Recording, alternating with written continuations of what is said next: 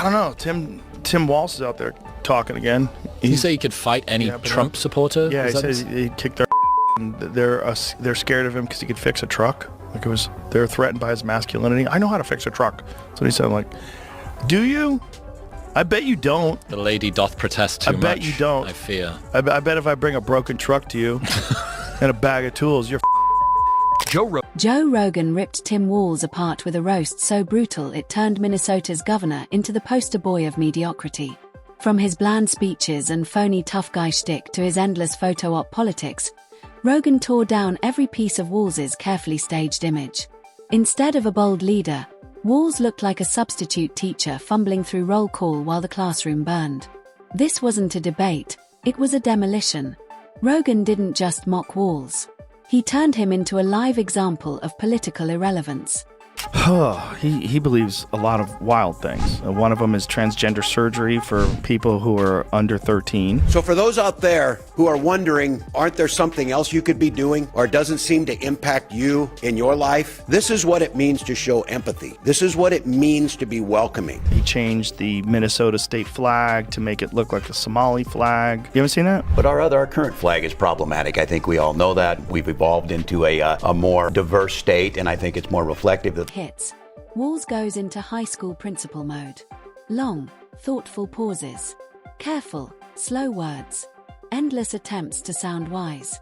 Rogan compared it to listening to a lecture on why Pizza Day was cancelled. Boring, beige, and completely useless. Walz doesn't make bold decisions. He makes wallpaper speeches. Bland enough to cover a wall, but inspiring enough to send you straight to sleep.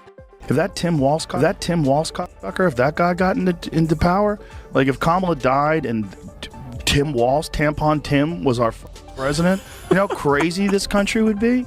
That weirdo who puts tampons in the boys' room, and what about our joy? Like he's a complete pathological liar, like a complete liar. Lied about being in Tiananmen Square, lied about being a fucking head coach of a football team. Crisis management. Forget it.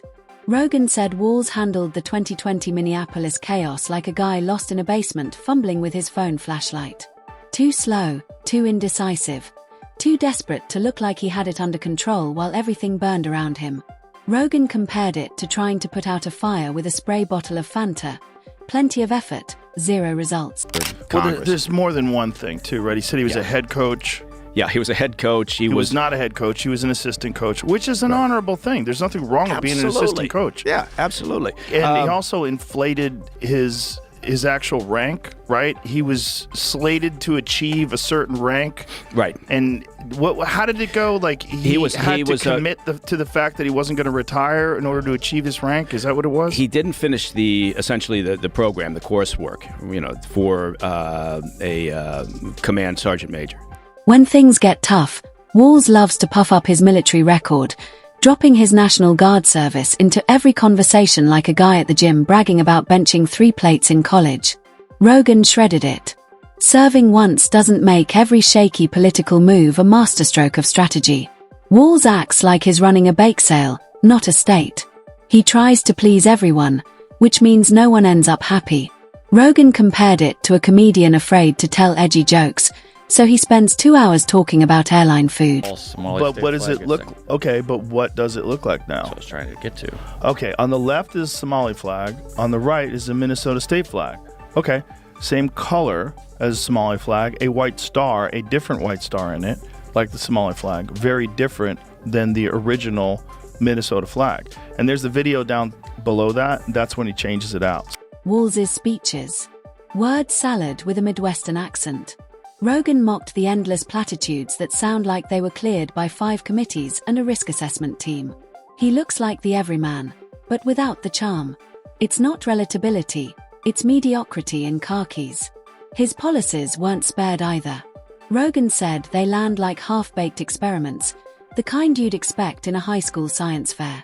Yeah, that's all it is, obviously. There's video of Tim Walz doing the exact same thing. Right.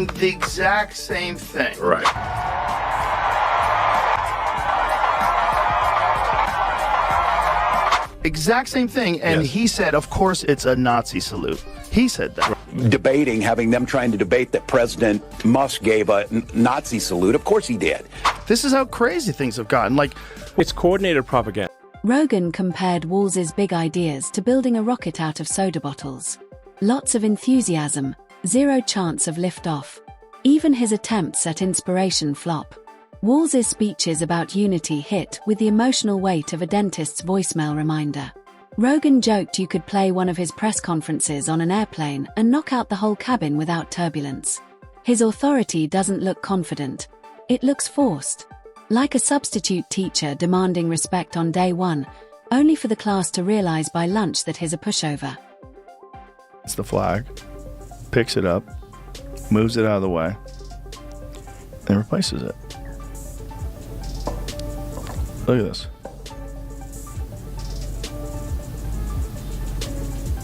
There, that's better. Is it? Why is that better? I don't know. Why do you care what the flag looks like, first of all? And why do you get to change the flag? How crazy is that the governor gets to change the flag? Like, who else is involved in that decision to change the flag? Is that what happened? Walz wants to be the Midwestern everyman and a brilliant leader. Rogan exposed that he's neither. Normal people don't talk in focus group platitudes, and great leaders don't spend half their time explaining why they didn't act sooner. Walz manages to be both forgettable and frustrating. Every failure comes with an excuse. It's never him, it's always circumstances. Rogan said it's like listening to a kid explain why his homework isn't done. The pencil broke, the dog ate it, Mercury's in retrograde, take your pick. These motherfuckers get in charge one more time. I mean, they were talking about cracking down on hate speech online. Like, that free speech is not hate speech. That Tim Walz guy was actually saying that. I think we need to push back on this. There's no guarantee to free speech on misinformation or hate speech, and especially around our democracy. Hate speech. Free speech does not include hate speech. Like, what are you, by whose fucking definition? Yours? A guy who thinks tampons should be in the boys' room? Then there are Walz's photo ops. Rogan mocked the way he rolls up his sleeves for press conferences like he's the hardest working man in politics, when everyone knows a staffer just handed him notes. He's mastered the art of looking busy while doing nothing. Rogan compared him to an office worker circling the halls with a clipboard, posting generic lines about progress and unity that sound like AI-generated fortune cookies. They decided that J.D. Vance was weird. Yeah. Remember that one? And then they just weirds everywhere. Weird. Oh, you don't want a weird guy. Meanwhile, you have fucking Tim Walz. Is your VP? Weird. You don't think that guy's weird? Super weird. He's weird in every way. Yeah. The way he walks, the way he waves his hands. Yeah, he reminds me of the clown emoji. He's a bizarre guy. He's a strange dude. I just don't Gives me the understand why willies, they made actually. that choice. Yeah, it gives the creeps. I just don't understand why they made that choice. There's a lot of other people that are qualified. I don't know why. I read that Kamala Harris made that decision when she was sleep deprived, which is kind of hilarious that she said that. So she's kind of admitting she kind of fucked up. Anytime Walz tries for national relevance, he shrinks. Rogan joked it's like bringing potato salad to a 5-star restaurant. It might fly at home, but nobody's ordering it on the main menu. His demeanor didn't escape either. Always that awkward half smile, half frown, like a guy realizing he left the garage door open but pretending it's fine. Rogan said Walz could announce a disaster in the exact same tone he'd used to hype a bake sale fundraiser. Not leadership. Customer service with a governor's seal. Because everything that we called misinformation just a few years ago, it's on the front page of the New York Times now that we were lied to. You can't say that you have one rule for Facebook and you have a different rule for Twitter. There has to be a responsibility that is placed on these social media sites to understand their power. The New York Times just printed a thing. Turns out we were lied to. They are directly speaking to millions and millions of people without any level of oversight or regulation. And that has to stop. Yeah, you lied to us. Yeah. You were a part of it. Walz's big trick is pretending neutrality equals leadership. Rogan called him the Switzerland of politics, boring, beige, and irrelevant. He doesn't inspire, he doesn't anger, he doesn't even register. Rogan joked most Americans couldn't pick him out of a lineup of insurance salesmen. Walz isn't the future of politics, he's the background noise. A leader who clings to the middle until he disappears. Rogan's roast stripped away the polite facade and left a hollow figure. A governor remembered less for what he did and more for how little he mattered. What do you think about Walz's descriptions of his military career? Because there's some issues there. Yeah. That people have. I don't know if he flat out ever said that he served in Afghanistan, but he certainly didn't dissuade people from saying that he was, when they were saying he didn't correct them. Right. There was things. He didn't, and he didn't. Look at this.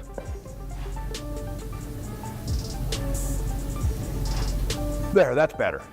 Is it? Why is that better? I don't know. Why do you care what the flag looks like, first of all? And why do you get to change the flag? How crazy is that the governor gets to change the flag? Like, who else is involved in that decision to change the flag? Is that what happened? I don't know. Usually it's a big event. They let people pick